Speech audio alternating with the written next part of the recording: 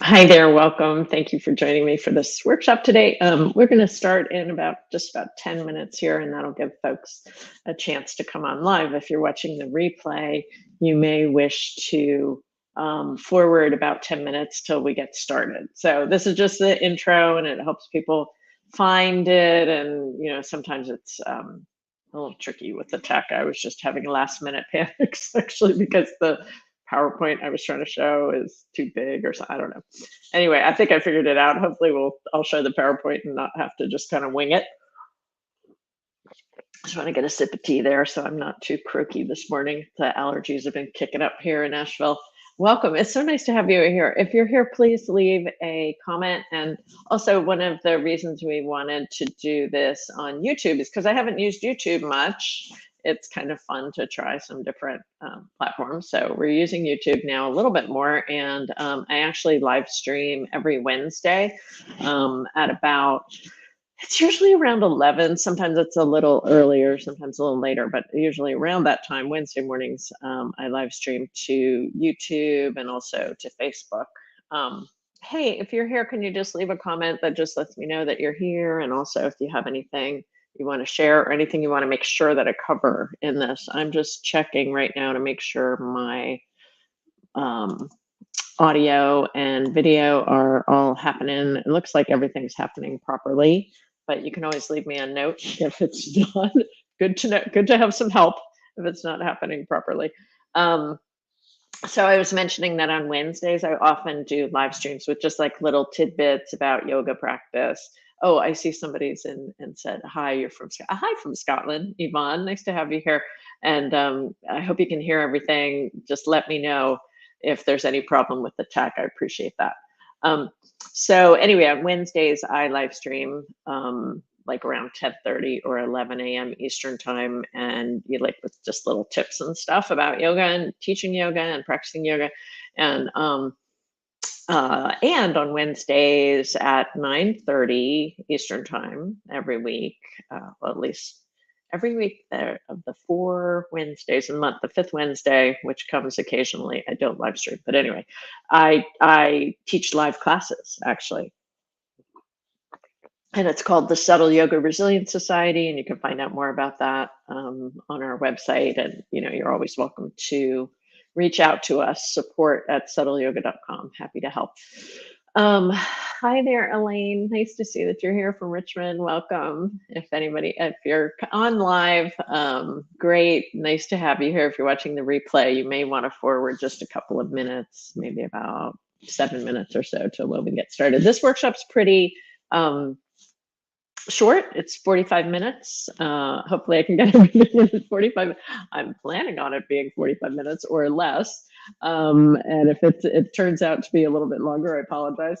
Those of you who are watching the replay, you may want to forward about 5 minutes or so until we get started. So this is just an opportunity to get here. We're not going to be practicing much today. It's mostly theory. So maybe grab a cup of tea or a cup of coffee, whatever your cup of is, and settle in, for some discussion about sequencing. It's actually kind of a complicated topic, and sometimes it gets confused with choreography, right? I don't want to give away too much yet, but often folks think about like sequencing as like the flow or the crescendo of the class, which is fine to think about it like that, but that's more about choreography and less about biomechanics, and certainly less about the nervous system. So today we're going to be talking about the nervous system a lot. Hi, welcome. I see some more folks are coming on. So nice to have you here. Welcome. Please leave a comment because it's nice to have you here. And I'd love to know where you're coming from. And also, do you have questions about this topic that you want me to cover? I'm just seeing if I can read. Hi, Kristine. Your video looks and sounds great. Thank you. I appreciate it. And I got folks here from Michigan and Richmond and Scotland and Switzerland. Wow, Frederick, welcome. And Stacy's here from Western North Carolina. Hi, Stacy. Stacy actually is a very good dear friend, and she is our support for Subtle Yoga. So great to have you here, Stacy. If you're here, please leave a comment. It's really nice to have folks. Hillary's here from Cumbria in the UK. Welcome. And JoJo's here from Germany. It's so nice to have folks from all over the world. It makes me feel really connected, and it's a small world. And, it's just nice to connect to people who are interested in this kind of yoga. And Ginny's here from Pennsylvania. Welcome. And Tracy, I think you're in Nevada, but aren't you on vacation? Welcome. If you're on vacation, I think I saw pictures of you on vacation. And Bernice is here from Canada. Welcome, Bernice. Nice to have you. I'm probably going to stop reading the comments right now because it's a lot more people are coming on. I'm very happy to have you here. Welcome. And please leave a note. Just let us know where you're coming in from and anything you want to learn about this topic of sequencing, because I find it a fascinating topic, and I have studied sequencing with different teachers. I would say that my favorite form of sequencing comes from the Vinny Yoga tradition, and a lot of what I'm going to be teaching is a combination of that plus some of the things that I've learned about the nervous system working for many years with mental health professionals. So I'll be talking about that more and the sequencing for your nervous system. Okay, so we start here. It looks like we got 3 minutes till we get going. You can get comfortable, bring a cup of tea, whatever you want, settle in, be about 45 minutes, and feel free to ask questions. I probably won't get to all the questions, but I'm happy to, if we have some time at the end, I'm happy to answer them. And I read everything, and I try as best as I can to respond to the questions afterwards too. Same applies if you're watching the replay, because I know a lot of people signed up for this workshop and couldn't be here because of the time, like it's the middle of the night in Australia right now, for example, or in California, it's not even 7 a.m. So, and it's a Saturday morning, so you may want to be sleeping in. So if you're watching the replay, welcome, and you're welcome to skip ahead, and you're also welcome to ask questions, and I'll try to get to them. So welcome, everybody. Okay, so we just have a few minutes to get going here. My computer decided to do some kind of an updating thing, so I'm going to get out of that. Can do that later. And I am going to be sharing my screen with you in a moment here, and that will be really helpful to make sure that it's working. But we still have 2 minutes before we start, so let's see what happens if I get this going. So this morning I started kind of panicking a little bit because it told me that my PowerPoint was too big. So I'm thinking this is okay. And Stacy, if you want to just send me a text that says, "Hey, it's working," that would be great, because I can't see the comments. But I've got my phone here, so if you want to send me a text, that would be great. Okay, everybody. So we're just about ready to get rolling here. Very grateful, or you can send me email, by the way. Very grateful to have you here. And I'm so glad that you're interested in this topic too, which is the topic of sequencing for the nervous system. So I'm going to go ahead and start, because we're just right at the top of the hour. So I'm going to go ahead and start. So when you think about sequencing in yoga, it's a matter of putting things together in the order that they go in. And, you think about sequencing in your life, like you don't get up out of bed and then, I don't know, the first thing you do is start your car and then go back, unless you're living in a really cold place, and then go back and eat breakfast, and then, do whatever, take a shower. Like you put things together. Maybe that's your order. I don't know. But what I'm trying to say is, like, you put things together in an order, a logical order that makes sense, right? And so when we think about sequencing, we want to make sure that our sequencing has a logical order that makes sense for what we're trying to do. And when you're thinking about what you're trying to do, the first question that comes to my mind is, what is important? What's important to you about your yoga, about teaching yoga, about doing yoga? What matters? What matters to you? And so if mobility, like really being loose and stretchy and doing difficult poses, if that is what matters to you, your sequencing may look different. If what matters to you is your physical health, your sequencing is going to look different again. If your mental health is what matters, it's going to be a different sequence. If your family and relationships matter to you, then what does your yoga practice do to support your relationships with your family, right, and friends, right?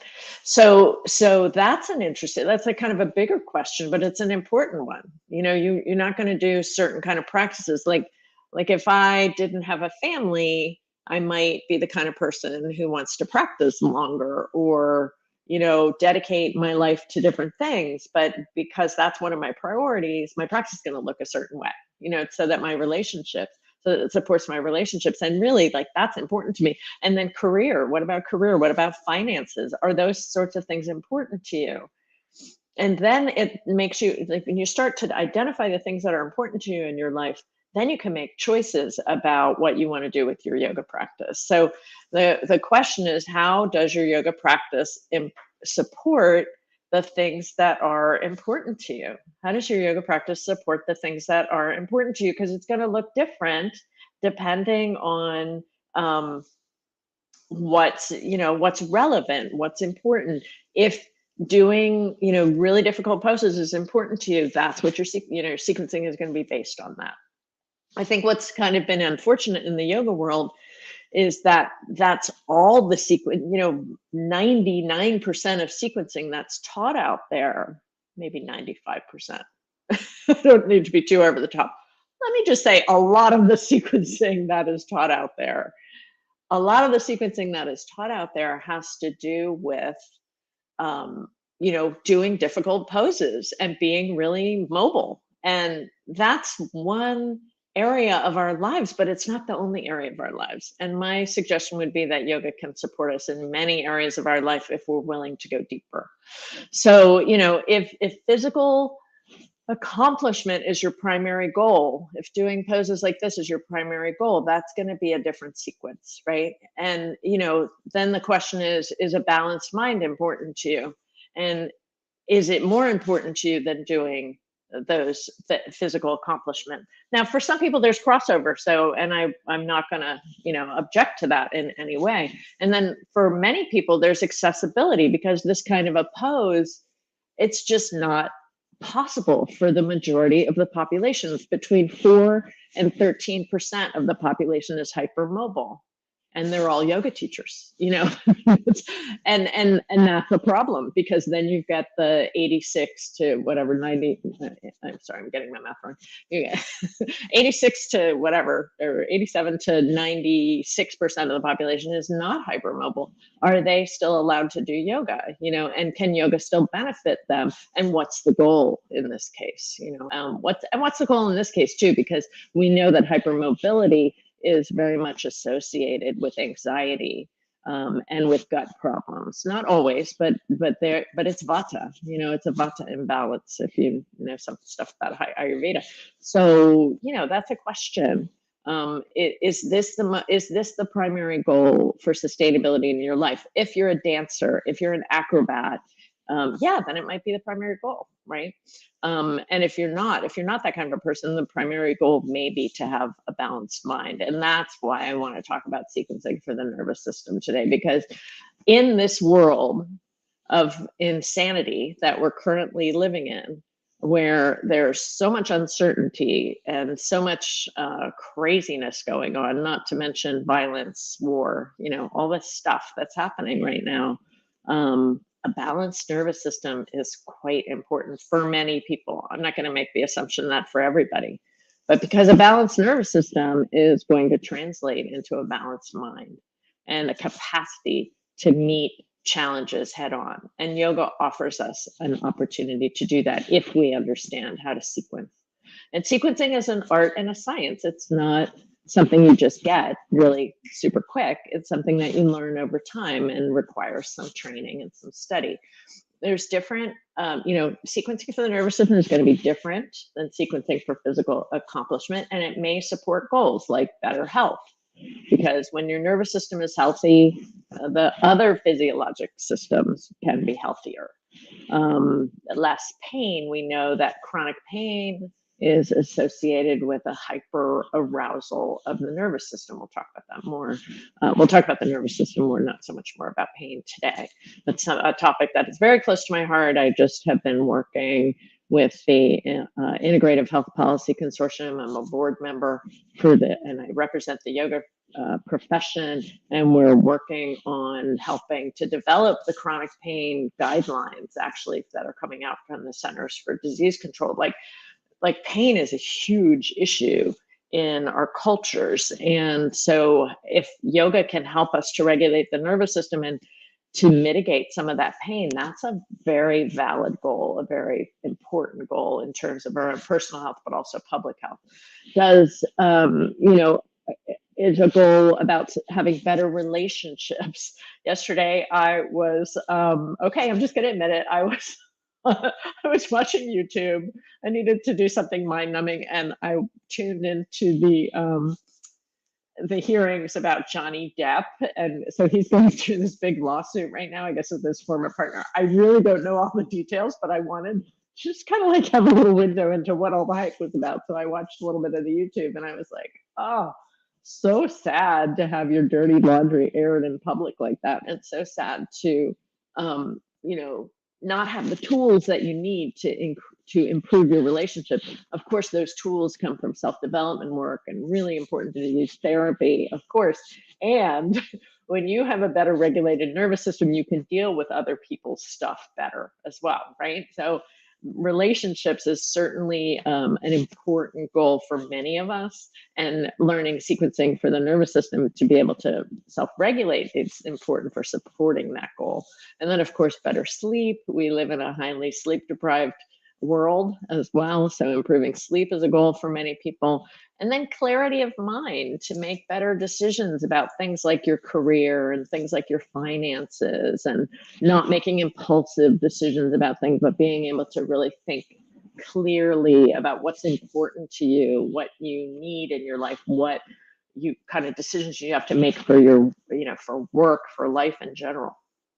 So using yoga intentionally to bring greater balance to your nervous system, that's what we're talking about today for the rest of this webinar.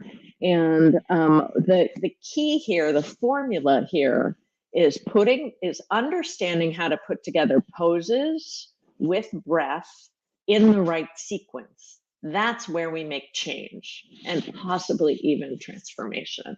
So we make change and possibly transformation when we understand how to put together poses and breath and sequences, poses and breath and sequences all together. This is what really matters. Okay, I'm just pausing for a moment because some people are saying that the PowerPoint is not in slideshow mode. Okay, but you're still in intro mode. I think no, it's not on purpose. So Stacy, can you just text me and make sure that the slides are going right? And if they're not, I'll have to make changes somehow. Oh, she said the PowerPoint's still on the first page. Okay, so I'm gonna stop sharing and see if I can do one other thing here that might work. Thank you all, by the way. I'm very grateful that you're helping me with the tech here because I haven't done this before, so I really appreciate it. Okay, let's see if I can share it this way. I just take a moment here. Okay, let's see if this works. It says it's uploading. Thank you for your patience, by the way. I was on a roll there. It says it's uploading, so you just give it. It looks like things almost ready. Okay, let's see what happens. I think I might just be able to put them right into the streaming platform I'm using. Thank you for your patience. Your husband loves my glasses, Nancy. Thank you. My sister from California told me, she's from Los Angeles. She was like, you have to get those glasses because they're aggressive. And I was like, aggressive? And she said that's a compliment. Okay, I apologize for the little glitch here, folks. It looks like we're getting there, though. It still says it's processing, so I apologize. So what was I talking about? I was talking a little bit about this idea that this idea of self-regulation of the nervous system. So we're going to go a little bit more into that self-regulation of the nervous system. And what I want to talk about next is a model that was introduced by Dan Siegel. When the slides come up, I'll show it to you, but I'll just talk about it for a moment here. So Dan Siegel is a really great teacher and a neuroscientist. He teaches a lot about neuroscientists. And he introduced, and he's also a therapist, right? So he introduced this concept called the window of tolerance, which I just love. And it's a really helpful model to help us like wrap our minds around what happened. So here's the window, right? I'm going to show you the slide when it comes up. It's still processing, so we might have to throw the slides out the window for the rest of the workshop. But so there's a window, right? Think about a window. And the top part of that window is what your nervous system can tolerate. And the bottom part is what your nervous system can tolerate. The top part, can your nervous system tolerate hyperarousal, like anxiety and agitation and irritation and fear? All of that stuff is, that all the symptoms we get the shortness of breath, and we get the, our eyes open wider, and we feel tense and we sweat, right? That's hyperarousal of the nervous system. So so we can tolerate a little bit of it. But when you bust through the nervous system, that's when you go into like a panic attack or into chronic stress that it has an allostatic load that like sits on us really heavy, right? And when you go to the bottom part of the window, that's where you get into what's called hypoarousal. And that's being numbed out and depressed and exhausted and fatigued. By the way, those two things are correlated. It looks like my slides are working now, so we're going to give it a try, okay? See how it goes. I think I got it, huh? Give me a thumbs up if you see it. The PowerPoint, someone just asked about the PowerPoint. I am not providing the PowerPoint, but if you signed up for the webinar, you will get a handout, okay? Just wanted you to know you can always watch the video again. Okay, so this idea, I guess I can't animate the slides, but that's all right. So this idea of like bumping up into the nervous system, right, and when we bump through, then we're going to need what's on the right side there, relaxing and calming and grounding, which in Ayurveda, we call that Lengthen. In the yoga world, it often gets called Brahmana, right? But I'm sorry, in the yoga world, it often gets called Yang. It goes Yang, which is actually a Chinese term. And why not use the Sanskrit term? Because this is a yoga tradition, right? So Lengthen, and it means something like lightening, get lighter, loosen up, relax a little, right? Lighten up. And then when we're too much down in that window of tolerance, then we need something that's more Brahmana, that's more energizing, right? And it sort of uplifts us, it nourishes us, which should not be confused with stimulating, which is coffee. This is more like stew, less like coffee. So think about it that way. Okay, so here's these ideas in the window. There's the window of tolerance I was talking about before. And when you bump out of that window of tolerance into hyperarousal, right?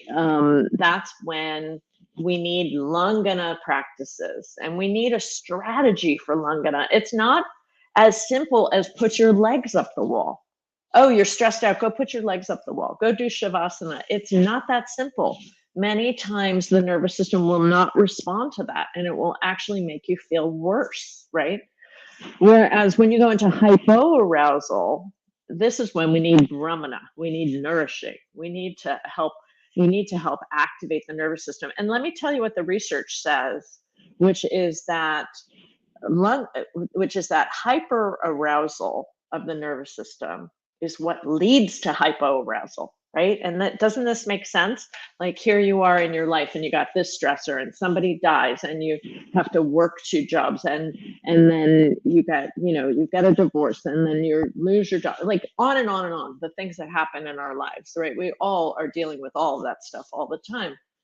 Maybe not all the time, sometimes, but when you're dealing with it all the time, then then the nervous system starts to shut down. And that's when you go into hypoarousal. The strongest evidence there is for depression is that burnout, essentially, too much hyperarousal, the nervous system. So these things are very much linked. And many times people who have depression also have an anxiety diagnosis, and vice versa, right? So what we're trying to do with our sequencing is help people get to that optimal arousal, the optimal state that then can become an optimal trait after time, right? Because state of the nervous system is important, right? So I need to, here I am talking to you, I need to have like a little hyperarousal, I need some norepinephrine in there, I need a little, I need my serotonin going, I need some adrenaline flowing, epinephrine. Like I need to be able to talk, but what I don't need to be able to do is bounce up through that window of tolerance where I'm like freaked out and sweating, having a panic attack because I got to do this YouTube thing, right? So that means that I need to be able to move within that window. I also need to get to the place where I'm in enough hypoarousal that I can fall asleep at night, right? So we all need to be able to deal in that window, but I don't want to go through the bottom of the window where I'm like dealing with depression. And so the state can become the trait over time with neuroplastic changes, 2 to 3 months time of working.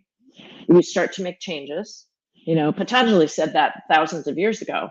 Consistent practice over time is what makes changes, right? So we start to use the practice to make changes. We can use it in the moment to make state changes, and we can use it over time to make trait changes, to really change who we are. And I think that's the wonderful, beautiful promise of yoga, that things can change, right? You are not a slave to these nervous system states. You can use your mind, you can use intentional practices to make a change. Okay, so what can an agitated nervous system tolerate? That's the question. What can an agitated nervous system tolerate? So you got somebody agitated, or you're agitated, and you're like, oh, I think if I do that legs up the wall, or if I do yin yoga, which it is really Langana, right? Well, I don't want to say is another way of saying Langana. Then that's probably not going to address the agitation in your nervous system, because you're not respecting the body and the state of the nerve. We have to respect why the body is where it is. The body takes on these states because it's responding to external and internal pressures, right? So we have to respect where that is. We have to start where folks are. We're going to talk about that in the principles in a moment. So here are these principles of practice for hyperarousal. When you are agitated, when you're working with somebody who's agitated, we have to meet the mood, right? If there's agitated or feeling anxious or keyed up or stressed out or angry, which are vata and pitta imbalances in terms of Ayurveda. So you want to begin with stronger poses and faster movements, right? So I do a lot of different fast movements. Like I do a lot of rebounding, shaking. I do swinging twist stuff. I'll do fast breathing, like wood chopper. There's all sorts of, I call them quick energy movers. There's all sorts of things you can do to move quickly. You can also just do, mountain pose with your arms up for 10 breaths. Like there's lots of ways to approach this. But the idea is you want stronger movements, maybe slightly faster movements, and you want to start with these stronger poses like chair pose and warrior poses and triangle pose. Like the standing poses help because they're often using the big muscles in the leg, which are very metabolically, demanding. And so that's what helps to burn these stress hormones. Doesn't mean you have to do a gazillion sun salutations, by the way. That's just one approach. There's many different approaches. I'm going to show you another thing that we layer onto it to create that alchemy or that transformation in a moment. So, arms up is going to be good because that helps to raise blood pressure a little bit. You want to do several standing poses. They can be harder or softer depending on who you're working with. And you can even apply these principles to chair yoga practice, right? But we want to start by saying, there's a sense of hyper arousal in the nervous system, and so I need stronger poses to burn that off. Strong and safe and smart, right? And then what I'm going to do is slowly move in the direction of calm. So we take, like, maybe the first half of the class is very strong. And then we slowly start moving tabletop pose and do things like sunbird and down dog and lightning pose. If you're not sure what all those poses are, you can certainly look them up, but also I teach them in my teacher training courses as well as in my online membership community. And spend time there, spend time in poses like down dog and plank or half plank, because they start to burn off some of the stress hormones. And you want to be very mindful that you're not overdoing it. And here's the reason why. Folks who have a lot of anxiety and hyperarousal in the nervous system often also do not have a good sense of their body, right? They're often what comes with hyperarousal is a disembodied state, right? So that means it's really easy to get injured and to push yourself too hard. And we see this all the time. About 50% of the people who start doing yoga because their doctor or their friend said, hey, do yoga, it's going to be good for you, they quit because they get injured. So, we have to be really mindful of how you're doing those difficult poses, right? So once you're on the floor, once you get down to the floor, then you can start to shift directions into twists and forward bends and easy inversions, or even stronger inversions. Like some people shoulder stand, no problem, headstand, no problem. I wouldn't say handstand at this part of class though, because that's still more of a Brahmana pose. So, but legs up the chair, legs up the wall, legs over a bolster, half shoulder stand, all of those things can be really helpful inversions to start to challenge the baro reflex, which then promotes a cascade of biochemical responses that reduces the arousal of the nervous system. So inversions are great when you can get there, but don't start there, right? We started with stronger poses, we slowly transitioned, and now we want to get into some of these forward bends and twists. You can put forward bends and twists in your standing, you sprinkle them into the standing poses too, which is a really good idea because we're going in that direction of calm.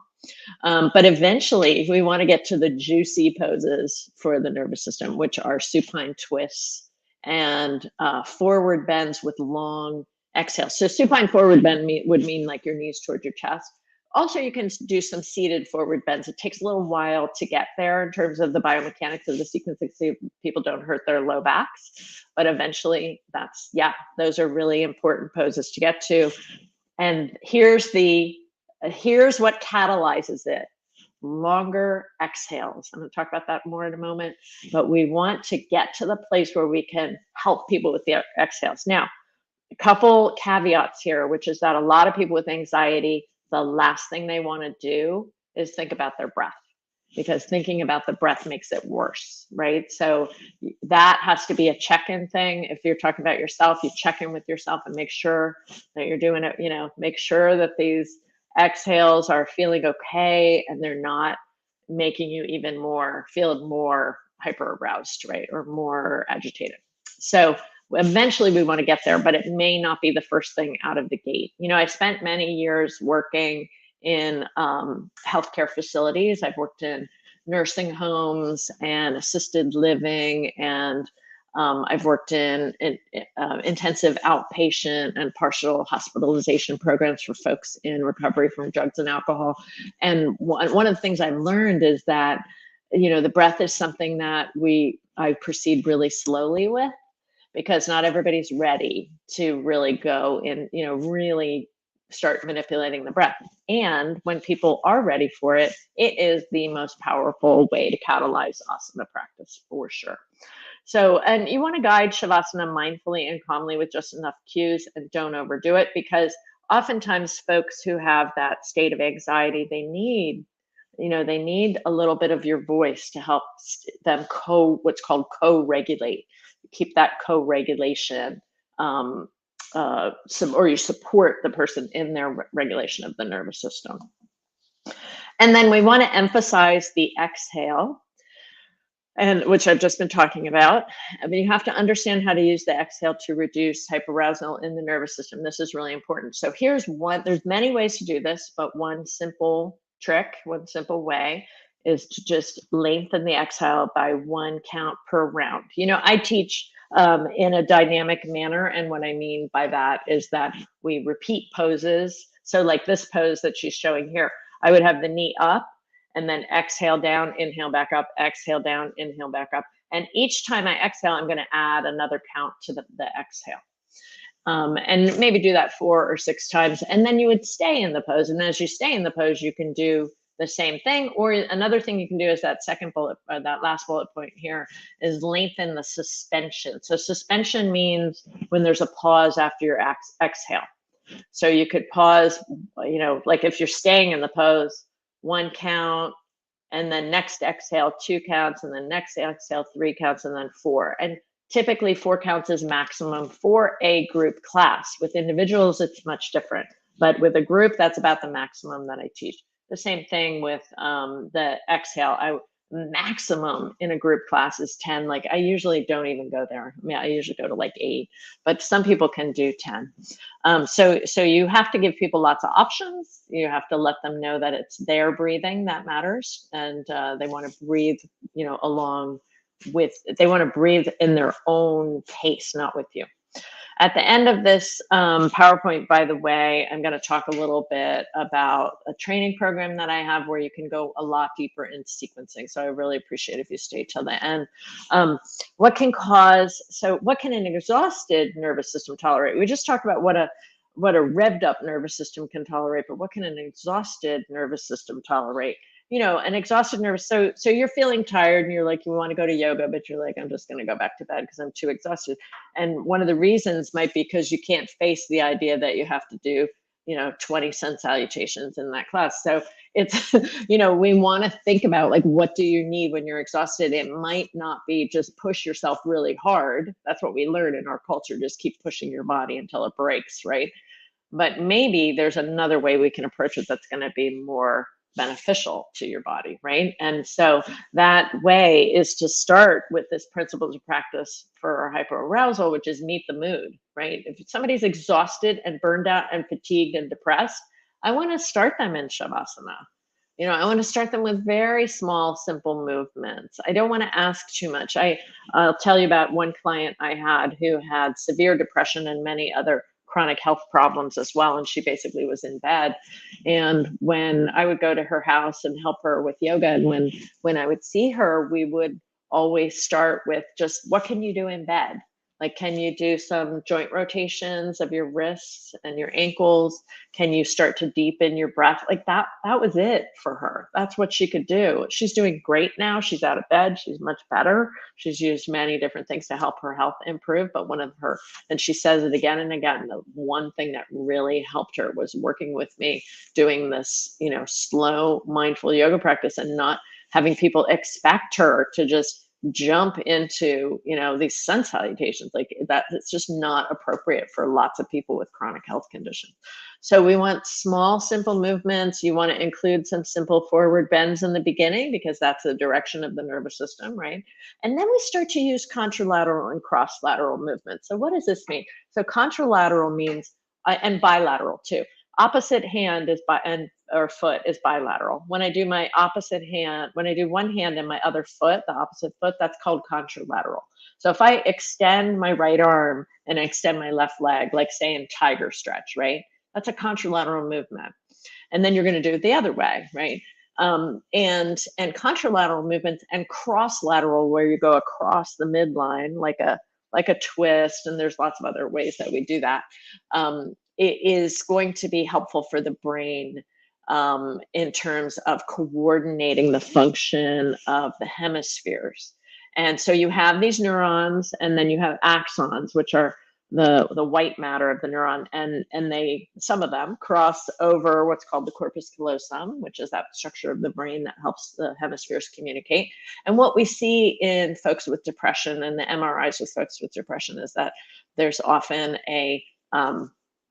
a severe asymmetry in the brain and more dominance, less dominance of the left hemisphere and more dominance of the right hemisphere. And so that stuff can change. I mean, it takes time, but it can change. People can change. And contralateral and cross-lateral stuff is specifically for the sensory motor cortices. I'm putting my fingers where those are on the brain, and also the insular cortices, like just to help those structures have a little more communication with each other. Hippocampus as well, a little better communication with each other, and probably other areas of the brain. I don't know, but we do know that it's important for these areas to connect and to help feel, for helping people to feel more integrated and more balanced. So contralateral movements are really important for, and cross-lateral really important for the nervous system. And then if it's just too hard to move at all, I've worked with people who are like, it's just like, I can't do anything. Then we just start to visualize it, because we know there's so much great research in sports science specifically about how visualization helps performance. So we just start to imagine ourselves moving. It's such a gentle and kind way to approach the state of the nervous system, as opposed to using a hammer. Abraham Maslow famously said, if the only tool you have is a hammer, every problem looks like a nail, like you're just going to hammer it away. So if the only tool you have in yoga is, strong sun salutations and vinyasa flow, you're just going to hammer every problem. But not every problem needs hammering. There's other ways to do yoga. Okay, so the second principle here is to slowly build up the energy. So after you spend some time moving slowly in supine, then we can maybe start to come up to tabletop or even seated. But in seated, you want to be really careful. There's biomechanical reasons not to do a bunch of twists and forward bends in the beginning of practice. So you do very small movements if you're going to do seated. Then coming up to tabletop, you can do lots of contralateral stuff from tabletop, simple movements, right? Like opposite arms and legs, lots of interesting and fun and simple stuff. You can do child's pose. That's again, just like helping you feel a little bit more relaxed. And then you slowly move towards standing and spend some time in mountain pose. Mountain pose is great to just be like, I'm present here in this moment. I'm taking up space. I belong in this world. And I'm grounded and connected to the energy of the earth. We move on to the next principle, which is now we're going to start to bring some gentle back bends, some lateral bends, and some bigger muscle groups into the practice. So simple back bends and lateral bends, like a warrior one is a simple asymmetrical back bend. The triangle is a simple lateral bend. We want to bring some of those into the practice because these poses are Brahmana, right? They start to increase the energy in the system. Easier balance poses can also be super helpful. They're a little bit Brahmana. Like when I say balancing on one foot, it means instead of doing like a big warrior three, that you just are lifting one foot up off the floor. And those kind of things can be really helpful and really start to bring more energy into the system. Then we want to start moving back down to the floor. You can do some more simple back bends. It's a great place for cobra, locust pose, bridge pose, and then you start to finish with shavasana. And what the catalyst for Brahmana is to start adding some simple and gentle breath retentions. So retention means the pause after your inhale. So there's many different ways to do this, of course, but the simple one that I want to give you for today that you can check out and try, like there she's doing warrior one, right? My friend Brooke. So she inhales, comes into the pose. And what if you stay for one count and then release the hands down and then do it again? This time you could stay for 2 counts, right? It works really well. And then she could stay in the pose and pause at the top of her breath for 1 or 2. Works really well with simple back bends like cobra, warrior one, locust pose. I typically don't do it in bridge pose because that's a supine back bend. So it's, there's just some reasons not to. And then also anything with the arms up over the head. So like mountain pose with your arms up over the head, you can add this kind of breath counting to it. And it just starts to catalyze. It's like an alchemy to the asana when you know how to do this stuff with the breath. So you do want to stop immediately if you see any symptoms. This is messing around with the sympathetic part of the nervous system. Sorry, there's somebody mowing my lawn. Perfect timing. So you're messing around a little bit with the sympathetic part of the nervous system.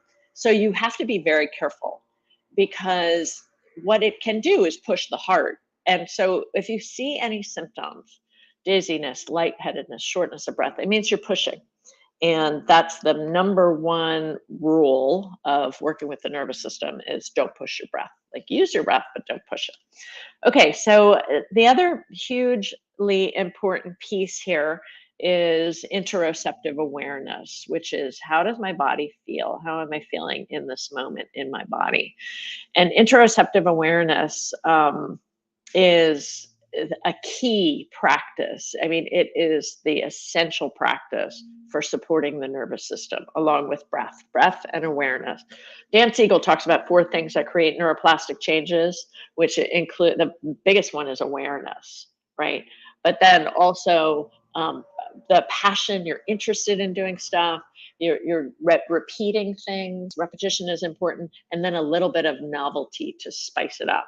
Now, of course, the breath is the direct line into the autonomic nervous system. So I think that's the one thing he forgot in his calculation. I would add to the breath to it. But understanding how to work with the breath is what's important. So some people with anxiety, as I mentioned before, are not ready for interoceptive awareness. And so it's more about just like dipping your toes in. You can dip your toes into sensations, but you don't have to spend a lot of time in sensations until you're ready.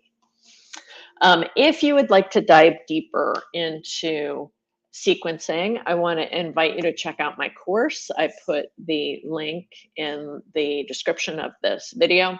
And the course is called the Subtle Yoga Revolution Online Teacher Training. I have a whole module in there about the principles of sequencing for the nervous system, improving energy, reducing hyperarousal. Also, there is a 7 Secrets to Sequencing Success ebook in that course. There's all sorts of other stuff. There's an eye yoga video. There's healing sounds for the chakras. For the organs, and soothing sounds for the chakras. And then there's a training manual. There's 10 pranayama scripts. There's 4 meditation scripts. Plus you get full-length classes and 27 poses with 5 to 10 variations of each pose. The link is right there, but I've also put it in the description. And if you are here right now, or if you're watching the replay, we're having a pop-up sale on it for until the end of April, not October. And if you're interested in this course, it's actually $200 off. But if you use the promo code sequencing at checkout, you get another $100 off of the course. So, and then some folks are saying that they have taken the course and they've enjoyed it. Good. I'm glad. So I would be happy if you would take a look at it. There's a lot in the course. It's a 40-hour course. Many people have told me that it has completely changed their teaching. So if you're interested, and then lots of people have taken it who aren't teachers too, just because they want to know more about working with sequencing and working with subtle yoga. I think that's all. Yeah, I think that's the last slide. I'm going to stop sharing now. So just remember that you'll get $100 off at checkout, and I think the total price is like $597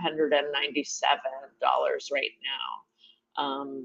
Okay, let me see if I remove that. Okay, yeah. So it's actually a really good deal. It usually sells for like $9.97 or $8.97, depending on when we're having sales on it and stuff.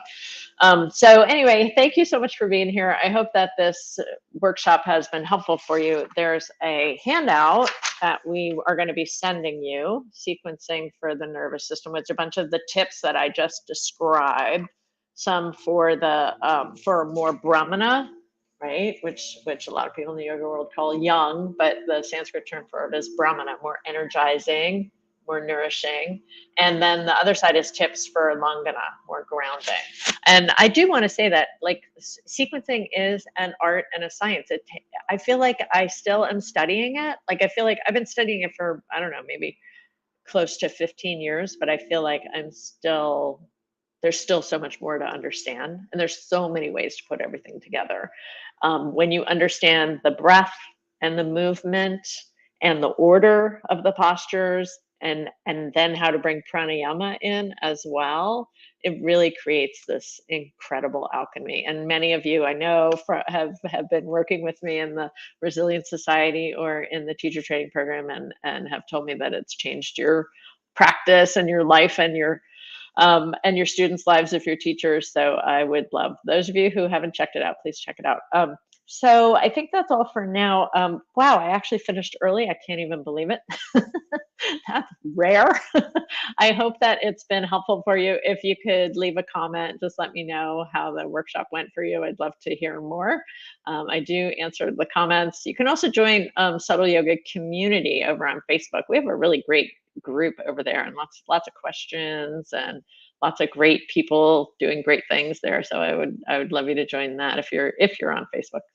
And please follow my YouTube channel as well. You can, I think you can click on the bell, and that'll send you notifications. And like I said, I'm usually here live every week. So don't forget, the code is sequencing if you want that extra $100 off of the course. I want to thank you so much for being here. I know there's lots of things you could be doing with your time on a Saturday morning, and I really appreciate you spending this time with me. Thank you. It's been great, and great being here with you, and I really appreciate you. Okay, take care.